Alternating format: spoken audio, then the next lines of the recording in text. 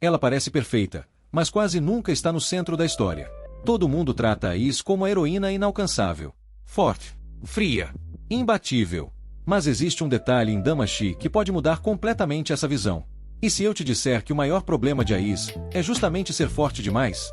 Porque quando um personagem é colocado como ideal absoluto, ele corre o risco de virar apenas um símbolo.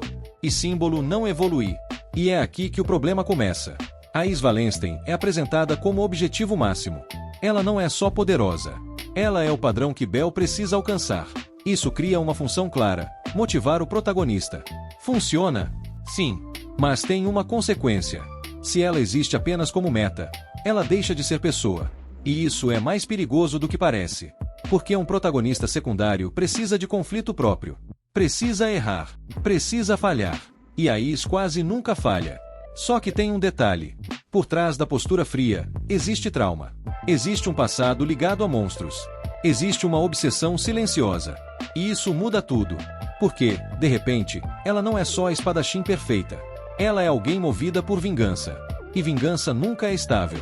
Se o foco dela não é proteger pessoas, mas destruir monstros a qualquer custo, então existe um risco real de ela cruzar uma linha. E é aqui que tudo pode dar errado. Enquanto Bell cresce emocionalmente, Ais cresce em poder. Mas crescer em poder não significa evoluir como personagem. E isso cria um desequilíbrio.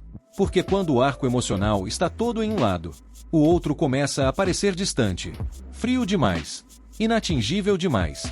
E isso pode afastar o público. Mas tem um problema maior. Ais não é a protagonista. Ela é construída para ser o topo da montanha. E quando o topo é perfeito demais, ele não pode cair. Se ela tivesse uma queda real, uma falha grave, uma decisão errada, isso abalaria todo o equilíbrio da história. Porque ela representa o ideal. E se o ideal quebra, Bell perde a referência. E a própria estrutura da narrativa treme. Percebe o tamanho do risco? Se você curte esse tipo de análise que revela os pontos escondidos dos personagens, já deixa o like e se inscreve, porque o próximo detalhe muda ainda mais essa discussão. Agora vem a primeira virada. Ais funciona muito melhor quando não está no centro. Quando aparece pouco, ela cresce. Quando some, ela vira mistério. E mistério gera impacto. Mas quando a história tenta aprofundar demais sem quebrar sua imagem perfeita, algo trava. Porque ela continua contida, controlada. E isso limita o potencial explosivo dela. Só que tem uma segunda virada. Ais é uma protagonista secundária eficiente justamente porque não compete com Bell. Ela não rouba o protagonismo. Ela não tenta dominar cada arco. Ela existe como força gravitacional. E isso é raro. Muitos personagens fortes acabam engolindo o protagonista. Ela não. Mas isso tem um preço.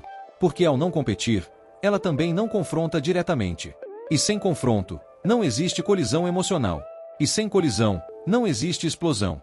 Então, Ais é uma boa protagonista secundária. Sim. Mas não porque é perfeita. Ela funciona porque representa o inalcançável. Ela é o sonho. O objetivo. A linha que Bell quer atravessar. Mas aqui está a revelação final.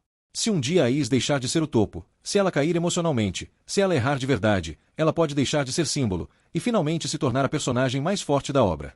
E no dia que isso acontecer, tudo muda.